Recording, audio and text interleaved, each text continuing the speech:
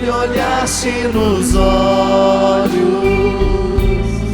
a sorrir, pronunciaste meu nome. Lá na praia eu larguei o meu barco, junto a ti buscarei outro mar. Essa foi a música da minha ordenação, você sabia? Não, eu não fui. Você não foi não? Não foi convidada, não?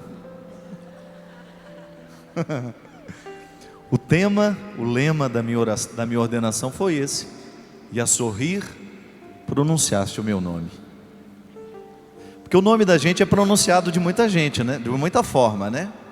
Quando a minha mãe pronunciava Fábio José, eu sabia que o negócio não estava bom. O mar não estava para peixe, para usar a linguagem do evangelho de hoje.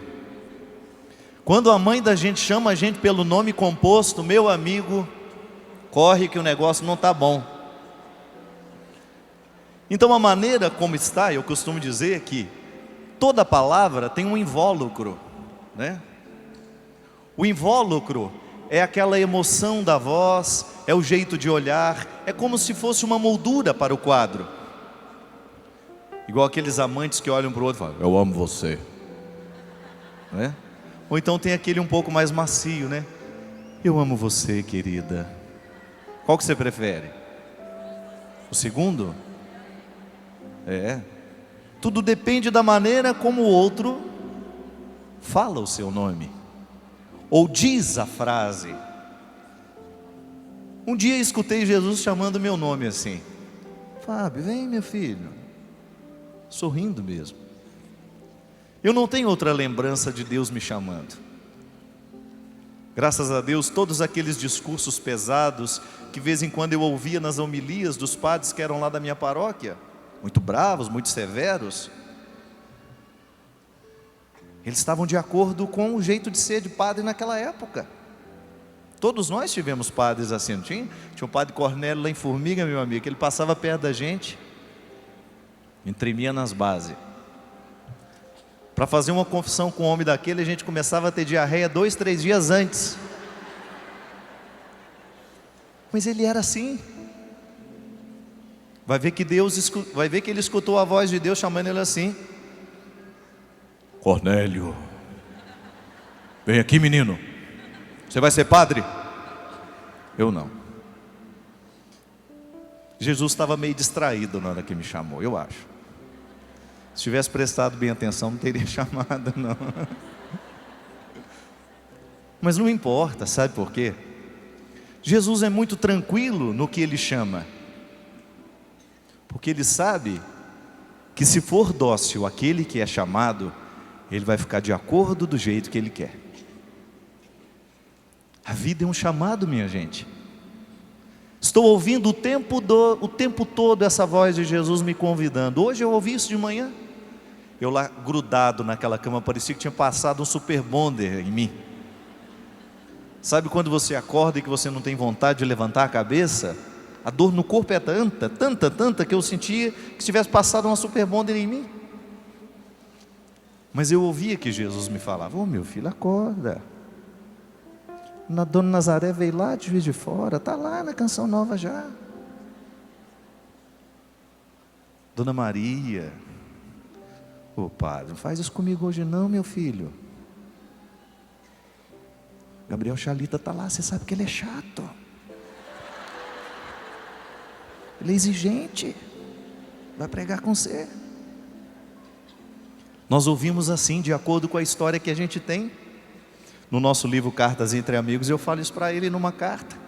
Gabriel, a gente fala de Deus a partir do jeito como nós ouvimos falar dele. Alguns falam com rancor. Eu já falei para vocês isso. Às vezes eu escuto alguns pastores falando, pregando, que eu falo, meu Deus do céu, ele me dá medo. Lá no centro de Formiga, de vez em quando tem um que fica pregando lá na praça. Uma vez eu parei de longe e fiquei ouvindo, mas não tinha nenhuma notícia boa. Vai todo mundo para o inferno. Eu sei que o Evangelho precisa de palavra profética, mas eu posso falar para você assim: você vai para o inferno. Ou então eu posso falar assim: o inferno não vê a hora de você chegar. Está vendo que na segunda frase existe uma possibilidade de você dizer: eu não quero ir? É assim. Deus nos chama pelo nome, minha gente. Um dia lá, Deus me chamou no contexto da minha infância simples, mas extremamente rica de poesia e de significados. Usou das imagens que Ele sabia que me atrairia. Ele não iria me chamar a partir de coisas que eu não gostava. Deus é sábio. Num primeiro momento Ele se utiliza do contexto dos nossos desejos, dos nossos prazeres, das alegrias que nos arrepiam a alma. Depois que você entra no processo dele, Ele vai te mostrando com carinho, com pedagogia, que depois do leite tem que ter alimento sólido.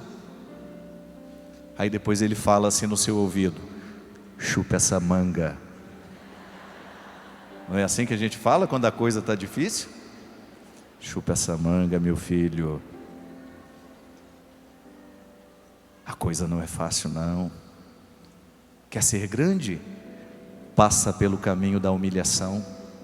Bem-aventurados os pobres, porque serão ricos no reino dos céus. Bem-aventurados os humilhados, porque deles... E aí você começa a ver que da primeira vez que Deus te chama para o processo que Ele te encaminha, há uma história difícil, dura e bonita ao mesmo tempo. É o Evangelho de hoje. Veja bem que depois de toda a experiência da ressurreição, Jesus, com um método pedagógico maravilhoso, faz o quê? Com que os discípulos voltem à vida antiga. Depois da desilusão da ressurreição, do Calvário, né? Da ressurreição, não, do Calvário. Qual foi a primeira frase que eles disseram uns para os outros? Vamos pescar. E aí então as aparições de Jesus, as manifestações do ressuscitado, elas vêm justamente acontecer nos lugares da vida antiga. Os olhos dos discípulos vão se abrindo assim, no contexto de uma vida antiga, mas ao mesmo tempo inadequados. Aliás, eu acho que a gente se sente verdadeiramente convertido é quando nós nos sentimos inadequados naqueles lugares antigos em que antes a gente sentia satisfação. Eu sempre gostei de uma baladinha. Meu passado é bravo. Graças a Deus eu nunca bebi, nunca fumei maconha. E sempre fui um namorador muito honesto. Não fui muito devasso na vida não. Mas que eu gostava bem de uma baladazinha, eu gostava. Você sabe por quê? A minha satisfação maior era estar com os amigos. Sempre fui de ter muitos amigos. E me divertia, e estava sempre com eles. E aos poucos, Deus foi fazendo uma mudança dentro do meu coração, minha gente. Antes de ser padre, enquanto religioso mesmo. Quando eu conheci o Padre Léo, quantas vezes eu fui para a boate com o Padre Léo? Ele era padre, eu era não. Era um frater. O Padre Léo gostava de uma boatezinha. Lá nos tempos idos de Brusque, há 20 anos atrás. De vez em quando ele ligava lá em casa, já estava umas 10 horas. E aí, vamos dar uma passeadinha? Vamos. Não era o Padre Léo da pregação que vocês conheceram. Era um Léo mais de barro, que eu conheci. Um Léo que fumava 2, 3 maços de cigarro por dia. Verdade. Tomava um whiskyzinho.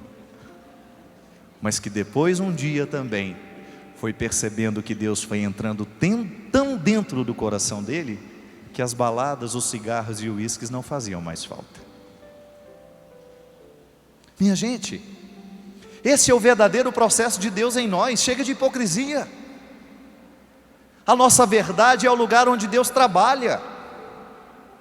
A nossa verdade é o lugar onde Deus pode agir. Aquele homem que no início do sacerdócio dele achava que não tinha nenhum problema conciliar as baladas com o evangelho, descobriu aos poucos que existiam lugares mais importantes para ele estar. Quantos jovens o Léo resgatou lá dentro? Eu vi. Quantos jovens marcavam de ir bater um papo com ele, porque eu encontrava lá na balada. Você é o Padre Léo? Sou eu. Pois é, minha mãe já falou para eu ir lá. Pois é, vai na hora que você quiser. Mas aos poucos, a gente vai sendo chamado de outra forma. A gente vai esquecendo um pouco, a gente vai deixando um pouco de lado as nossas rebeldias. A gente vai descobrindo que existem outras formas de ser. É processo humano, é maturidade. Nós vamos sentindo que Deus vai chamando o nosso nome de um outro jeito, colocando a gente em outros lugares. A vida da gente vai mudando. E se a gente corresponde àquilo que Deus vai mudando dentro de nós, você pode ter certeza, você vai ficando cada vez melhor. Porque quando Deus age, Ele não faz porcaria. Ele não faz porcaria. E o Evangelho de hoje é esse momento privilegiado do encontro do humano com a ressurreição. O humano de Pedro ainda não estava no contexto da ressurreição. O humano de Pedro ainda estava esbarrado apenas. Tinha alguns esbarros dele. O ressuscitado havia apenas esbarrado na vida de Pedro.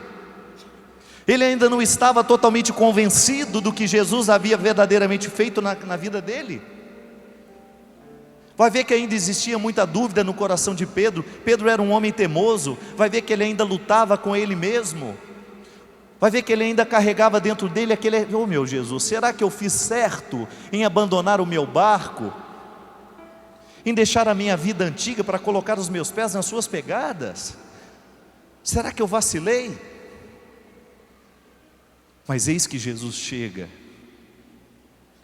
Eis que Jesus chega de um jeito que não assustasse. Chega multiplicando o que eles entendiam. Jesus multiplicou diamantes. Jesus multiplicou peixe. E fez um milagre a partir de onde? Da realidade que era própria daqueles homens, da água, do mar da Galileia.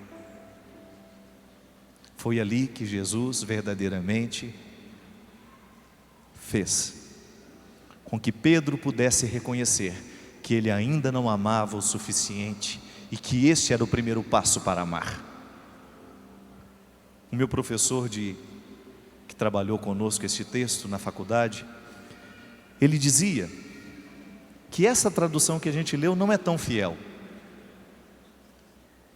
Ele dizia que lá na língua original do escrito,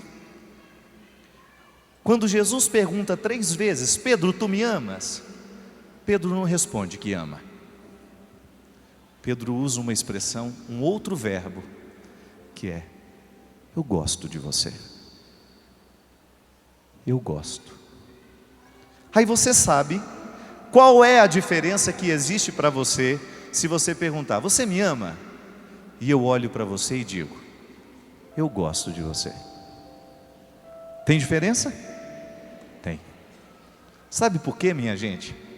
Porque quando verdadeiramente a gente escuta a verdade da voz de alguém que diz que nos ama, nós sabemos que este amor é capaz de ser uma união total da minha vida com a vida daquele que me ama. Ele faz parte de mim, da mesma forma como eu faço parte da vida dele. Ele não é mais capaz de pensar a vida dele sem pensar em mim. E era isso que Jesus queria com seus apóstolos, que eles nunca mais pudessem pensar as suas vidas sem pensarem a vida de Jesus vivendo neles. É o mistério da Eucaristia. A vida de Jesus vivendo nos discípulos. Era isso que Jesus precisava fazer. Era isso que Jesus precisava alcançar. E depois de perceber que Pedro ainda não era o homem que ele precisava que fosse, ele deixa então: Pedro, apacenta as minhas ovelhas. Isto é, vai para o meio do povo, porque é no meio do povo que você vai aprender a me amar. Porque quando você olha para o coração do povo e percebe que esse povo precisa de mim, você vai sentir o imperativo do meu anúncio. Leva Jesus para esse povo. Minha gente, é olhando para vocês, é vivendo a minha missão de padre, é no compromisso de saber que você está aqui, que você confia naquilo que será dito, que eu escuto mais uma vez a voz de Jesus nos meus ouvidos: Padre Fábio, apacenta as minhas ovelhas. Assim como o Padre Quinha, que está aqui, que é um amante dos pobres lá em Petrópolis, escuta todos os dias, eu conheço a vida deste homem, escuta todos os dias no seu ouvido este anúncio: Padre Quinha, apacenta as minhas ovelhas.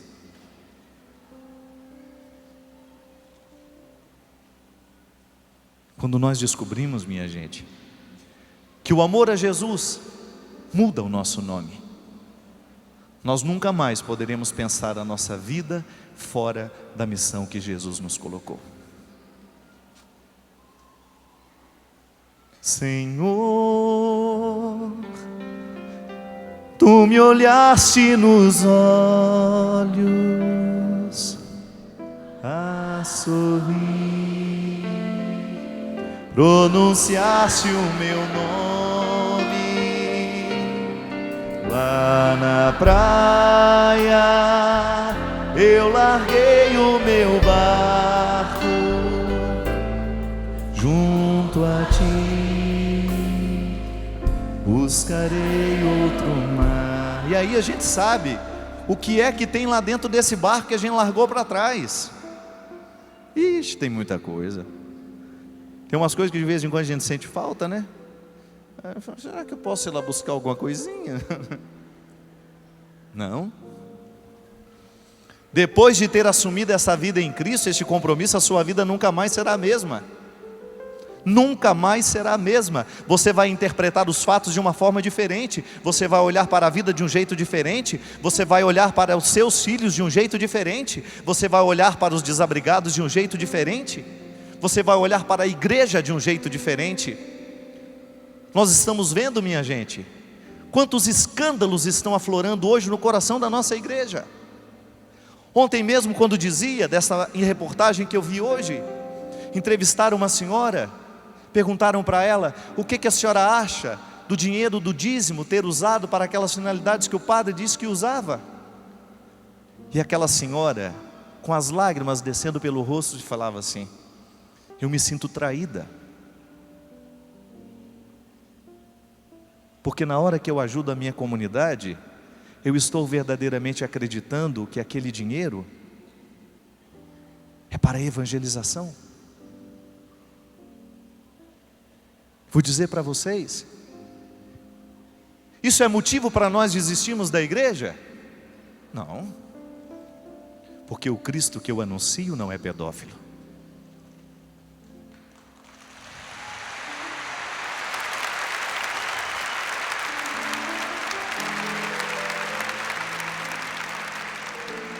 E seria uma injustiça nós dizermos que a pedofilia é um problema que só existe dentro da igreja. As estatísticas mostram que não. Existe muito mais fora do que dentro. Existe pedofilia em todas as camadas sociais. É um crime hediondo, mas aflora dentro do coração da igreja, assim como afloram todas as nossas fragilidades de padres, de bispos, de irmãs. E o que a gente vai fazer com elas? Fingir que nós não temos? Eu não tenho medo de errar, minha gente. Que você será capaz de perdoar o seu padre, de qualquer que seja a infidelidade que ele tenha cometido na vida, desde que ele seja verdadeiro com a sua comunidade.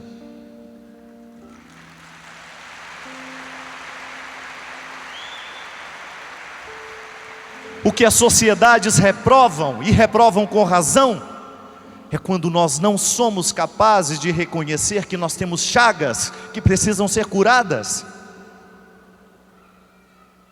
O povo é generoso, o povo é carinhoso, o povo é amoroso, e se esse povo é bem tratado, se esse povo é amado, se esse povo é respeitado, na verdade, este povo é capaz de reconciliar o padre, de ajudá-lo. Quantos padres nós já vimos pecar contra a castidade? Eu não estou falando de pedofilia não, viu?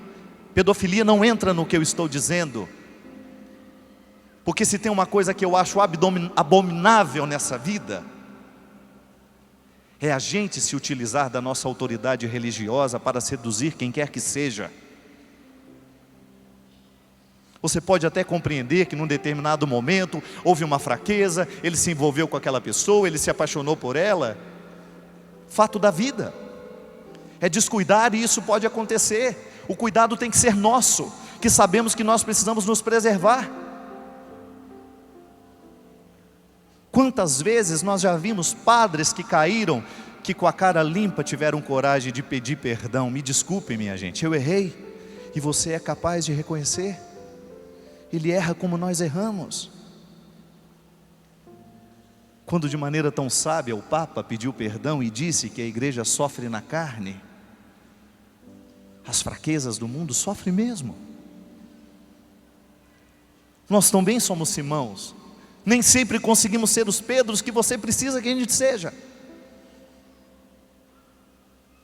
Nem sempre você consegue ser o Pedro que Jesus quer que você seja. A grande diferença é que quanto maior é a autoridade religiosa, maior deverá ser o cuidado e o zelo. É a vida, minha gente. Vez em quando nós caímos. Vez em quando a fragilidade te esbarra. Mas aí é que está a grande questão. O que é que você faz com a fragilidade que você tem dentro de você?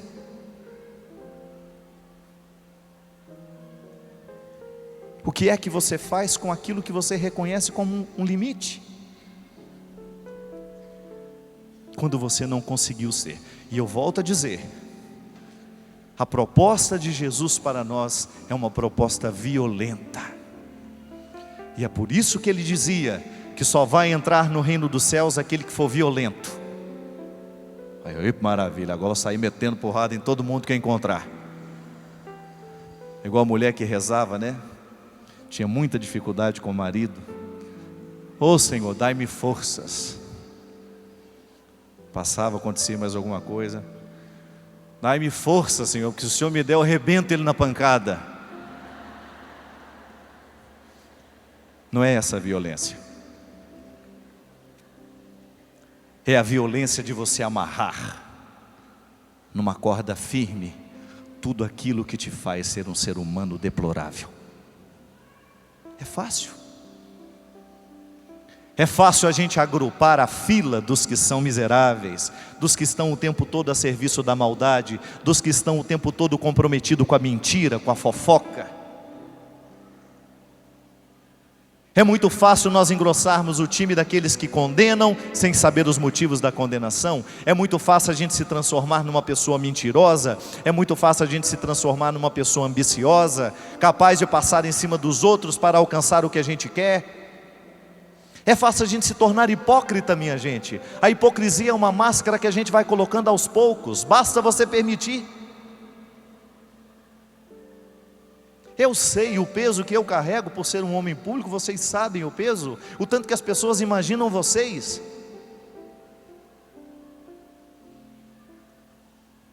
Há pessoas que carregam a ilusão de que nós somos santos já, que se encostar nessa batina aqui, nessa túnica, vai ser curado. Se eu aceito isso que você está imaginando de mim, eu corro risco de ser hipócrita. A arma que nós temos passa por outros caminhos. É a luta violenta de todos os dias, a gente não esmorecer, de você não se entregar. O mesmo poder de Deus que passa por este palco, que passa pelas pessoas que estão aqui, está passando por você também. A mesma voz que me chamou um dia, chama você também. A partir dos seus signos, a partir dos seus significados, a partir daquilo que para você é importante. Deus chama a partir daquilo que é o seu mar, a partir daquilo que é a sua vida. Ele vai utilizar-se dos seus recursos, daquilo que você sabe identificar. Ele vai entrar na sua vida e vai fazer miséria ali dentro, no bom sentido. Você vai se transformar numa pessoa muito, mas muito, muito melhor do que era. Senhor, Tu me olhaste nos olhos a sorrir, pronunciaste o meu nome. Lá na praia eu larguei o meu barco junto a ti, buscarei outro mar. Conhece aquela música? Jesus Cristo mudou meu viver, Jesus Cristo mudou meu viver. É a luz que ilumina o meu ser. Sim, Jesus. Tá muito alto, tá? Meu viver. Mas é bom para dizer que existem cantos que a gente ainda não consegue cantar.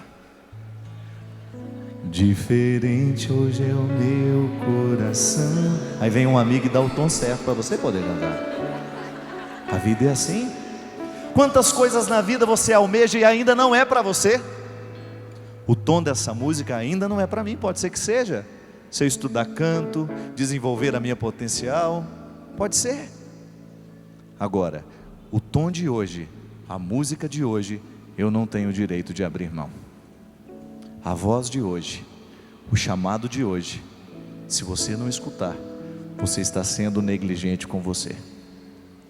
Jesus Cristo mudou meu viver, Jesus Cristo mudou meu viver. É a luz que ilumina o meu ser.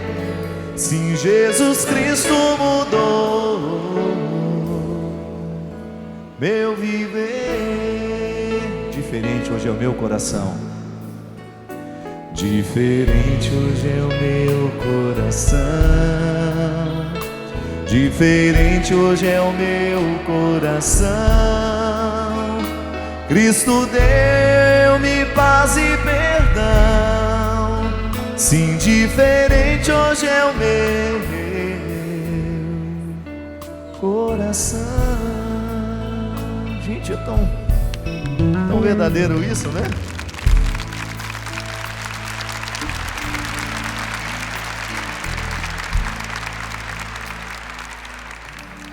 Eu não sei quando foi que Jesus entrou na sua vida. Quais foram os recursos que Ele usou para chamar a sua atenção?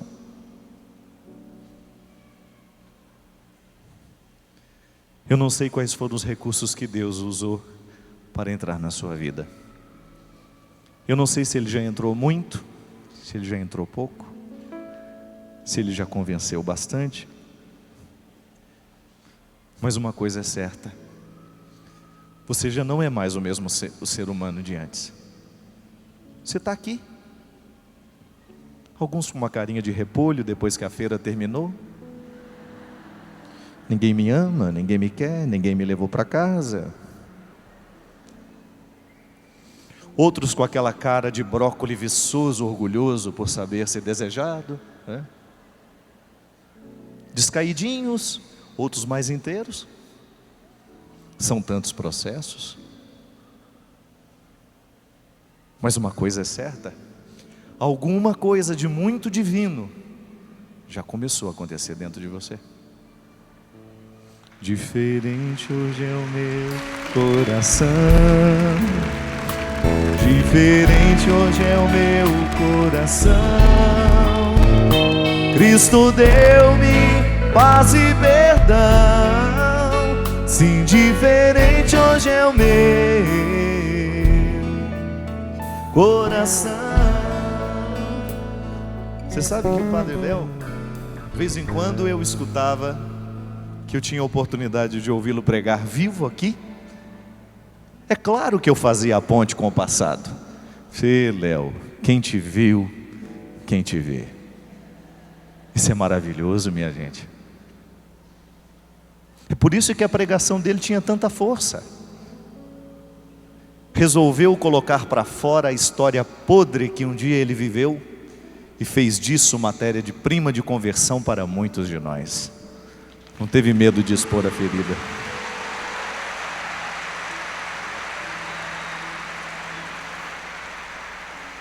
descobriu que era Simão, e que se não se colocasse o tempo todo à disposição da graça do Senhor, ele voltaria a ser o Simão. Ninguém está garantido, ninguém está garantido. Nós estamos todos no mesmo processo, para o coração ser mais diferente, para acelerar. Existem alguns momentos na nossa vida que o nosso coração dá uma disparada, né? Corre, avança territórios. Você já deve ter sentido isso. Existem momentos da sua vida em que você avança muito na compreensão das coisas. Falava isso com Gabriel também nas cartas, no nosso livro que a gente está lançando. Às vezes uma reflexão do outro nos faz avançar tanto como pessoa, gente. É a força do Espírito Santo em nós, nos fazendo evoluir, nos fazendo ser diferentes para melhor. Da mesma maneira como algumas coisas, algumas palavras, alguns testemunhos nos fazem retroceder. Nós não queremos retroceder. Volto a dizer, eu não sei o quanto Deus já pôde acontecer dentro do seu coração. Segundo, eu não sei quanto Deus já aconteceu dentro de você. Mas alguma coisa é certa: Ele está à porta do seu coração, montado num cavalo veloz. Se você permitir, Ele vai galopar dentro do seu coração, e vai avançar pelos territórios da sua vontade, e vai avançar pelos territórios da sua mentalidade, e vai fazer você ser um homem e uma mulher nova. Diferente hoje é o meu coração, diferente hoje é o meu coração. Cristo deu-me paz e perdão. Sim, diferente hoje é o meu coração. Aí você vai mudando os gostos também, viu? Você vai ficando mais exigente. Por isso que eu falo, olha, muito cuidado, você que ainda não se casou.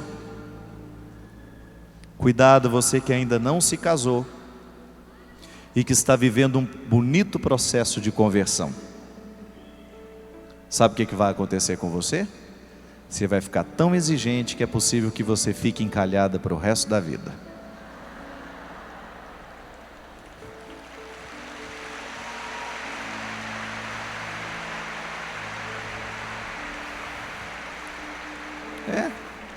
Você vai aceitar amor de segunda mão? Vai. Os homens também precisam tomar o mesmo cuidado. Você vai ficando exigente, exigente, exigente. Por quê? Porque você sabe e descobre que seu território é santo. Se quiser entrar, tem que entrar para lutar com as mesmas armas que você luta, para ser melhor.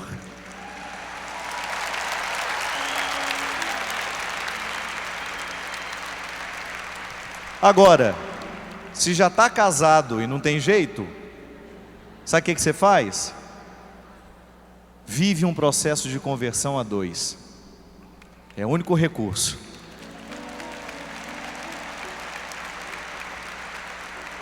Em cada um de nós existe um pouco de Simão, mas já existe também um pouco de Pedro. E a igreja espera que esse Pedro cresça cada vez mais dentro de nós.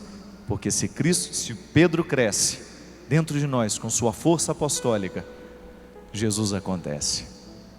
E o que mais nós queremos nessa vida é que Jesus aconteça entre nós. Fica de pé. Jesus Cristo mudou meu viver. Jesus Cristo mudou meu viver. É a luz que ilumina o meu ser. Sim, Jesus Cristo mudou. Como é que é? Meu viver. Diferente hoje é o meu coração. Diferente hoje é o meu coração. Diferente hoje é o meu coração. Isso deu-me Paz e perdão. Sim, diferente hoje é o meu coração. Agora, pode ser que em alguns de nós aqui Deus tenha tido muito pouca chance. Pode ser que muitos de nós aqui ainda estejamos assim. Aí a gente pode cantar aquela música do milagre, que eu já escutei muitas vezes, não sei cantar direito não. Entra na minha casa, entra na minha vida, mexe com minha estrutura, sara todas as feridas, ensinar-me a santidade. Quero amar somente a Ti, porque o Senhor é o meu bem maior. Agora, mais uma vez, entra na minha casa. Entra na minha casa, Entra na minha vida, mexe com minha estrutura, sara todas as feridas, ensinar-me a santidade. Quero amar somente a Ti, porque o Senhor é o meu bem maior. faz um milagre em mim. Todo mundo precisa desse milagre, né?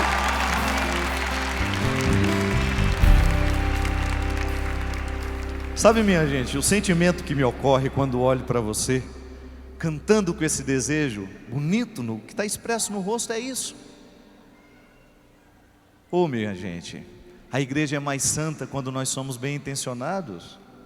Entra na minha casa, Entra na minha vida, mexe com minha estrutura, sara todas as feridas, ensinar-me a santidade.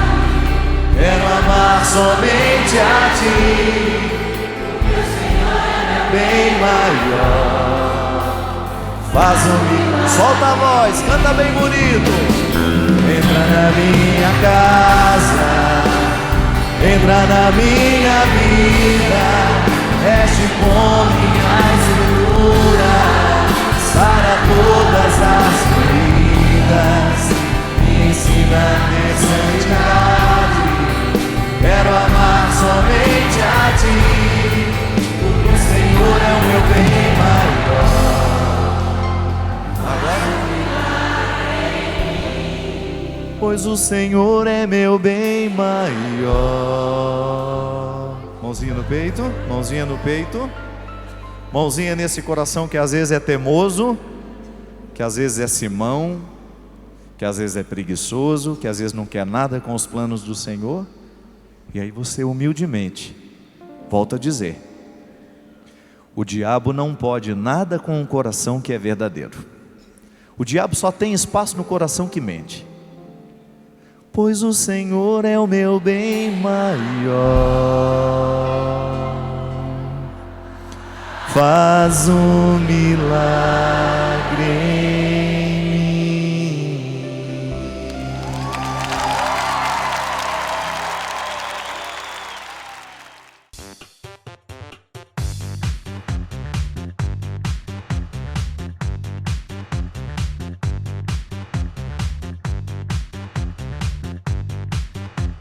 cançãonovaplay.com. Assine já!